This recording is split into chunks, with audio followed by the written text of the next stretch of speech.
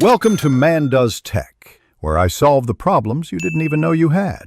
You start by confirming prerequisites and taking your first actionable steps now.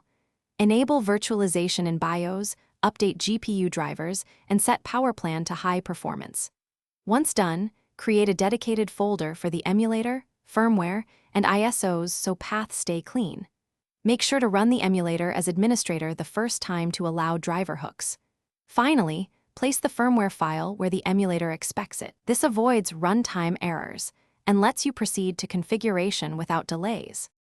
You now configure the emulator and optimize performance. Point the emulator to the firmware and your game image, and select the console region so save data matches.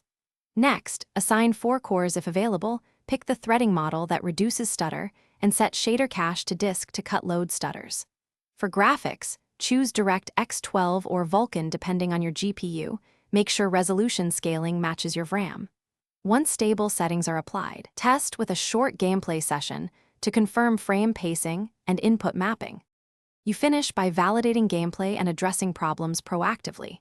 Run a full test, tweak the frame limiter and VSync to eliminate tearing, and map your controller buttons so inputs feel native. Once satisfied, back up the emulator config and shader cache. That saves time later. If something breaks, open the emulator logs, disable overlays like Discord or GeForce Experience, and verify your game dump integrity.